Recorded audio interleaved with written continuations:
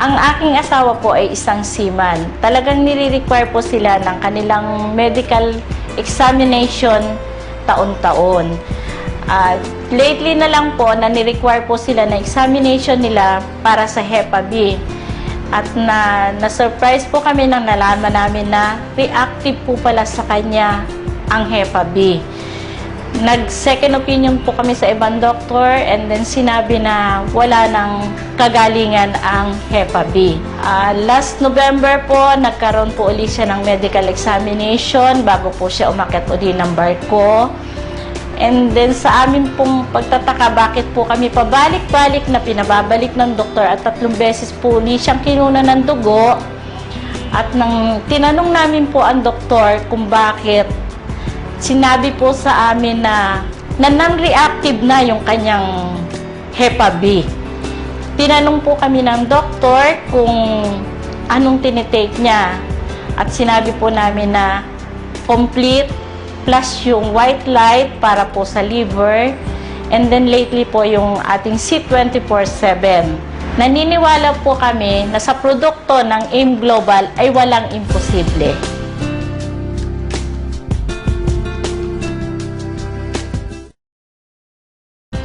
Noong 2006, nagkaroon ako ng prostate cancer na. Ngayon, nung paulit-ulit na linalagyan ako ng catheter na hindi ako makaihi. Inopera ako doon sa FEO noong May 22, 2009. Pabalik-balik ako sa ospital na for check-up. Tuwing 2 check-up ng 1 linggo, wala rin akong walang pagbabago, lalong sumasakit. Maraming klase, mahapdi, makiro, masakit pag lumabas yung ihi ko. Pag huminto yung ihi ko, masakit, makiro, ganun ho. Halos hindi ako makatulog magdamag, nagtitiis lang ako. Lagi akong nakahiga, maski na nung pumunta sila nung dito, hindi ako makatagal ng mga 10 minutes na nakaupo ng ganito. Saka yung pagpunta ko sa FEO, pag pumunta ako, gagastos ako ng 5,000 tin punta ko. Dalawang beses ako pumunta sa loob sa linggo. Kaya ngayon, naghihirap na ako, wala na akong pambili ng gamot ko. Marami akong pinagdanan. ECG, ultrasound, urine culture, PSA. Nung kinukulit ako yung pamangkin ko na mag-take daw ako ng gamot na ito, hindi ko pinapansin. Pero nung talagang mahirapan na ako, sinubukan ko na pumayag ako. Ngayon, binigyan ako ng isang box. Katapos, nung naubos ko yung isang box, medyo gumaang yung pakiramdam ko. Kaya inulit ko na naman, nagpabili naman ako ng isa. Ito, C247, ito ang nagpagaang sa katawan ko, yung sakit ng nararamdaman ko na hapdi, kirot. Dahil po dito ay nakakalakad na ako, nakakapunta na ako yan, nagkapapasya-pasyal ako dito sa lubang bahay ko. Walang paldos siguro ito kasi naranasan ko na ito. Kaya may papayo ko, yung may sakit, subukan nila. Walang mawawala.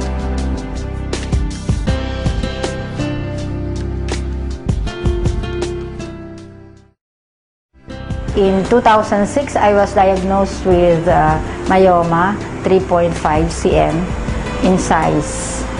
In 2007, I was informed by my doctor that I should be operated on because it might grow bigger. However, I was taking religiously Complete and other AIM Global products. The reason why I did not get operated on last 2007 was because I was afraid to be operated because I had 5 operations, 2 major and 3 minor operations. The family in 2010 decided that I be operated on. So I went to see my doctor friend surgeon And I was advised that before I get operated on, I should get all the necessary laboratory tests, including ultrasound. So I had the ultrasound in Tres Martires City last December 2010, and to my surprise, I found out that there is no more myoma in my uterus. With the AIM Global products, I was able to save on my operation, which is scheduled January 11, 2011. Through the products of AIM Global, I was able to find myself back to health and back to where I'm now happy and joyous.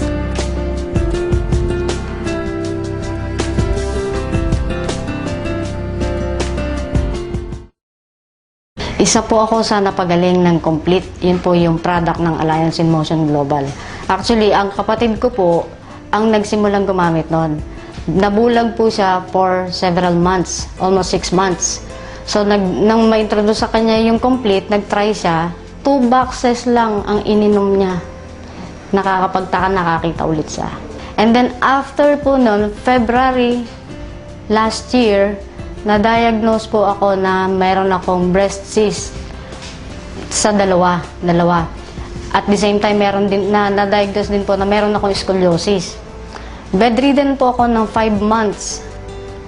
And then sabi ko, kung napagaling yung kapatid ko, bakit hindi ko itry?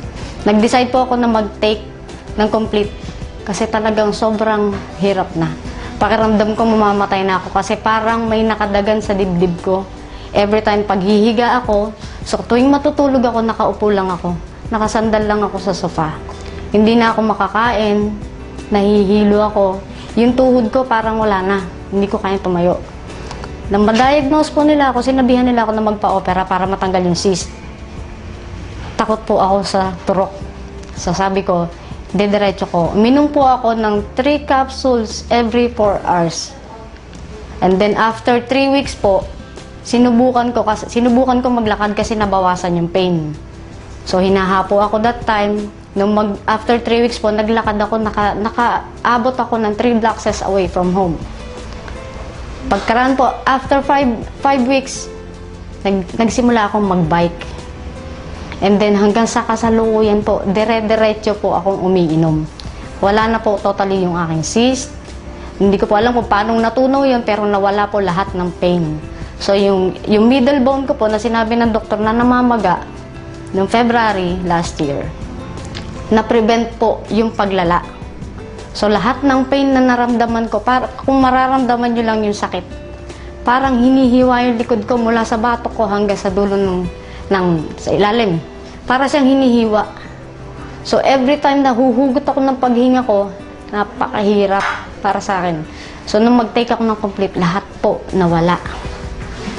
So, hanggang sa ngayon, dire-diretso po. Kaya lang ngayon, magme-maintain na lang ako. Pag nawawala po yung Complete, parang nanghihina ako. So, hindi pwedeng mawala sa akin yun. Napaka-imposible na paniwalaan na ako nakabangon. Maraming hindi naniwala sa akin na ako'y gagaling pa. Salamat kay Lord na naging instrumento niya ang Alliance in Motion para makapagpagaling ng mga may sakit ng tulad ko.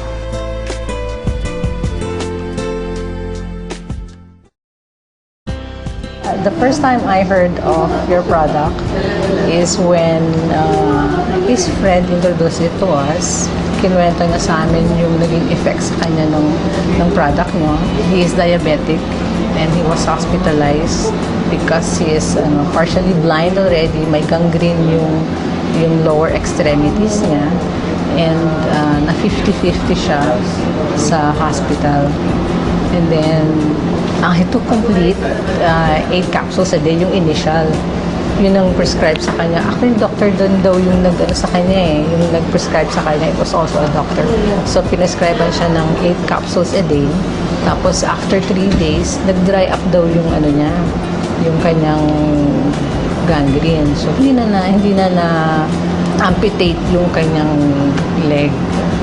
And then, we tried the product first. Bumili siya ng leave-in, yung coffee nyo, and then yung Complete. So, Kasi noon may problem ako sa cyst. I have breast cyst. And then may solid nodule. Siya, multiple. And then one of those was a solid nodule na kailangan nang i-operate. Kaya ayoko magpo-opera. So, I tried it. Kasi I saw it dun sa friend niya na ganun yung drastic yung recovery talaga niya. So, I tried it for yung 1 box lang muna. 1 box is 30 capsules lang. I tried it. Yung 1 box lang na yun, inubos ko. Nagpa-ultrasound ulit ako. It turned out na negative na. Hindi na makita nung doctor sa ultrasound yung nodules. Kaya noon, after that, tinuloy ko yung pag-drink ng complete. It was a vehicular accident that happened October 3 in Daanghare, Alabang, Cavite area.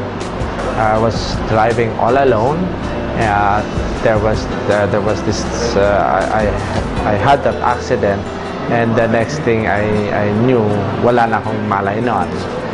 I ended up here at San Juan de Dios Hospital at the intensive care unit. I didn't know what was happening. It was really painful. And then yun nga, nawalan ako ng malay. Well, in a way, I was in comatose. He was in the ICU for 9 days. So, wala talaga siyang memory about yung nangyari sa kanya. His brain was swollen. Yung sabi ng doctor, swollen yung brain niya. Ang sabi ng doctor, it will take 6 months daw para makarecover, to remember. Sabi ng doctor. Noon sa ICU, hindi alam nung mga doctors. Pinapainom ka siya nung complete. Kasi siya nakita ko yung effect sa akin. So, binigyan ko siya. Remarkable yung yung recovery niya. Gumising siya.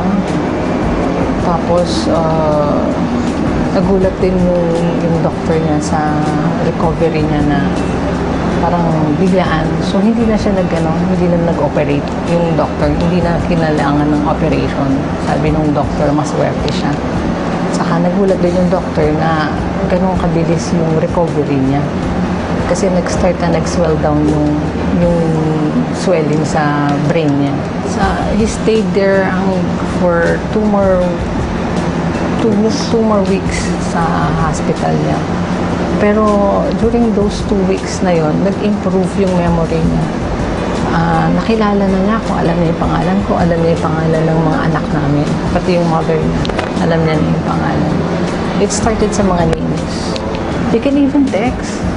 Naka-text na siya sa hospital, nagulat kami nung nakatawag siya. Dati nung hindi niya ma-recognize kung ano yung cellphone. Hindi niya alam kung ano tawag dun.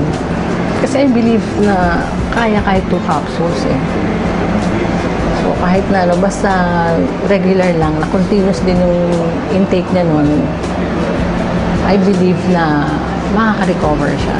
Saka dati may complaints of headache.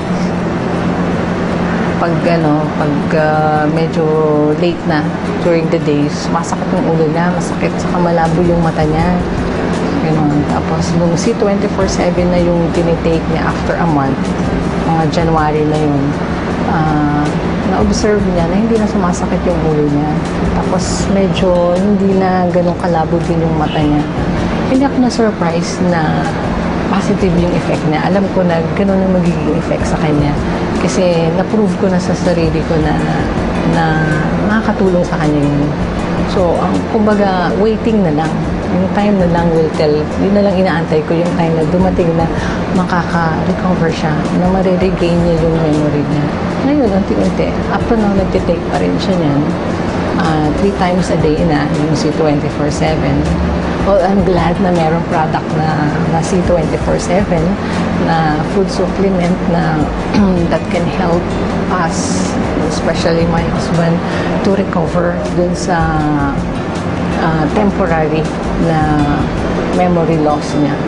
Doon ko lang nalaman na all the time, the reason why I had a very fast recovery, it was because of this product of AIM Global.